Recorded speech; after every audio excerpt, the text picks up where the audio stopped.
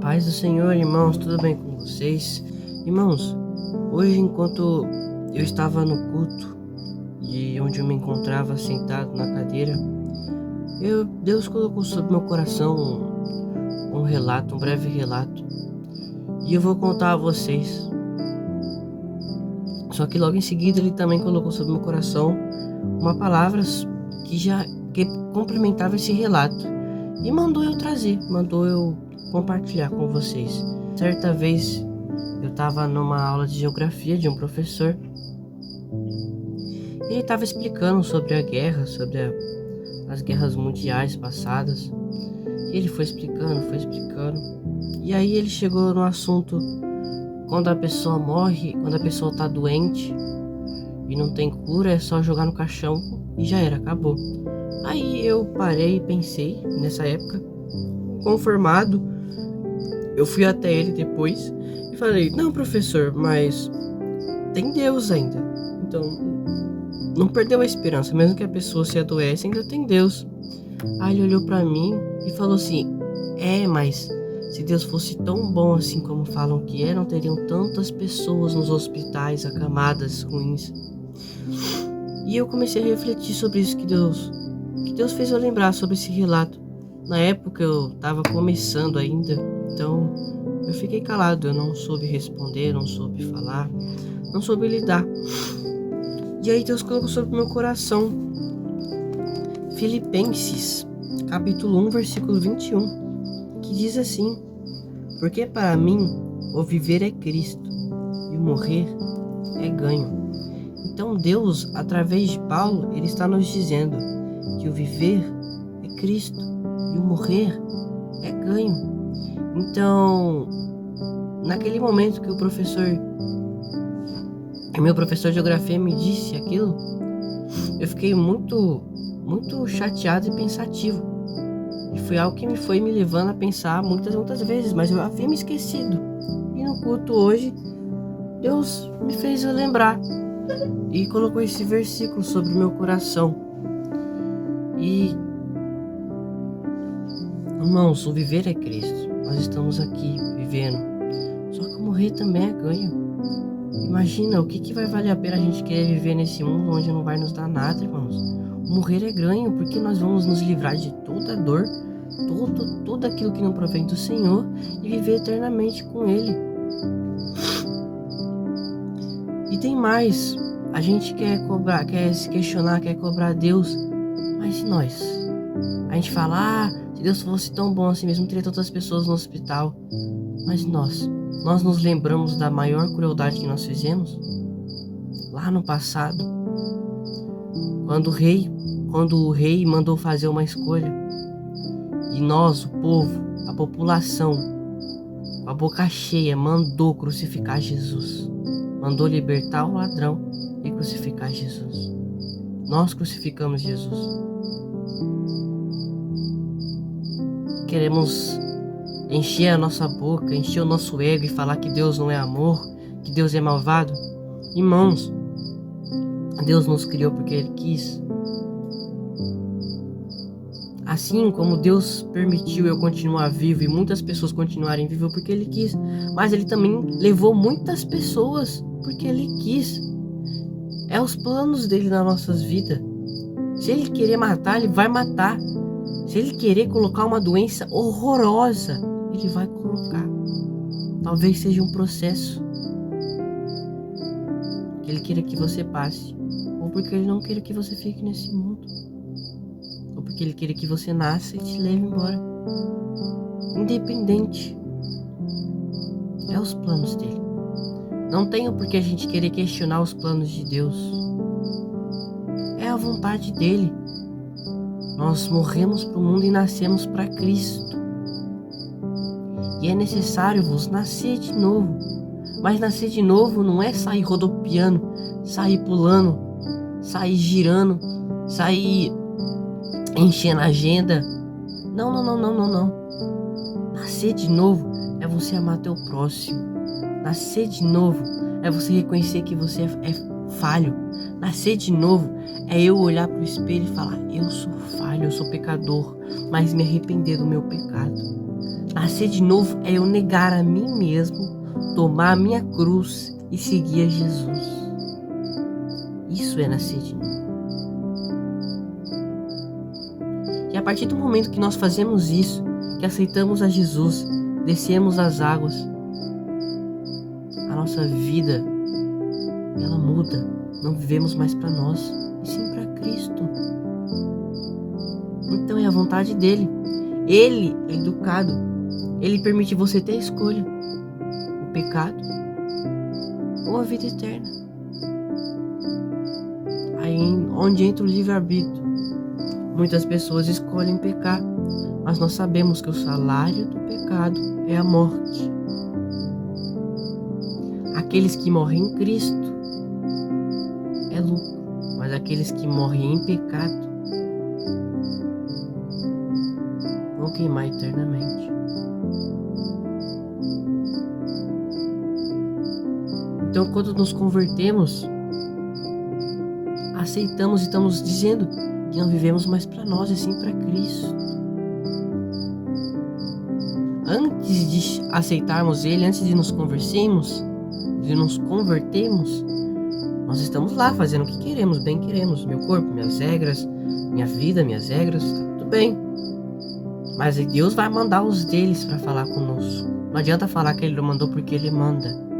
Às vezes nós não queremos ouvir, mas Deus sempre manda o ungido dele para falar com os teus filhos.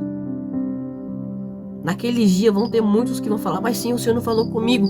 Mas Ele falou, Ele mandou, e Ele está mandando. Ele está levantando uma geração, Ele está levantando um exército de verdadeiros pregadores e adoradores da palavra dele, para que naquele dia ninguém tem o direito de falar que Ele não mandou, porque Ele está mandando. Então Ele manda, Ele nos mostra, Ele nos chama educadamente e deixa escolher nas nossas mãos se nós vamos escolher. A partir do momento que a gente não escolhe, estamos com pecado, ok? Mas a gente sabe, o inimigo ele tá, mas ele tira. Você tá do lado do inimigo, então ele vai te dar e depois vai tirar. Agora você aceita Jesus, ele vai te dar o triplo do que o inimigo te deu e muito melhor, aquilo que é bom para você. Só que também vai ter dias que ele vai dizer não.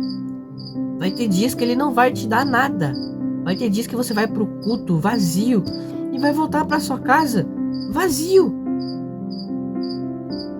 Vai ter dias que você vai ministrar, pregar, evangelizar. As pessoas vão sair cheias e você vai voltar vazio para sua casa.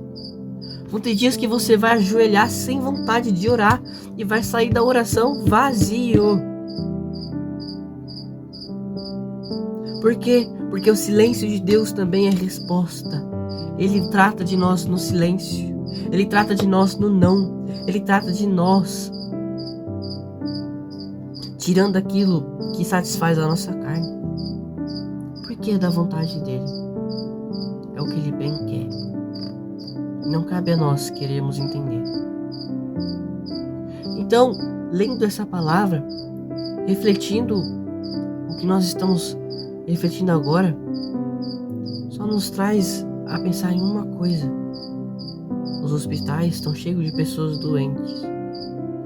Tá bom, isso é terrível, mas isso são só ações, são só consequências, na verdade, consequências dos nossos pecados. Se toda a humanidade, desde o princípio, não pecasse contra Deus, não existiria ninguém doente e viveríamos eternamente. Mas pecamos. Então agora ele permite a doença. Sim, ele permite a morte, porque a morte é o preço que temos que pagar antes de morarmos com Deus. É a morte. É difícil.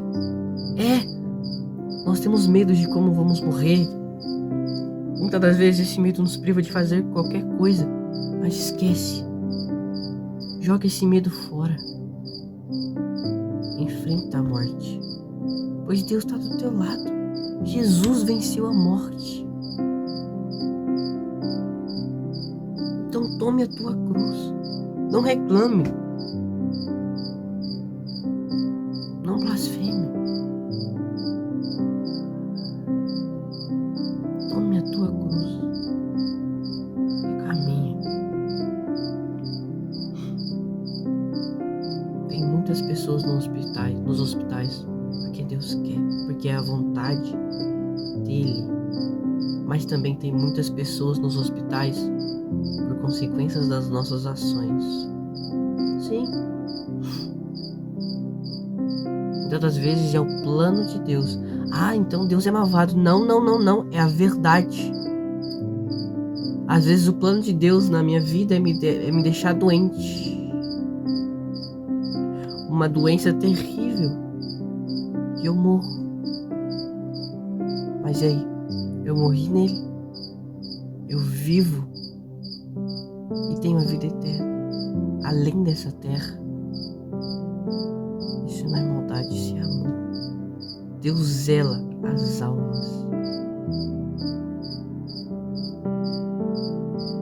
Vocês estão entendendo que nesse mundo não temos nada a querer? É duro aceitar que Deus pode nos matar porque Ele quer.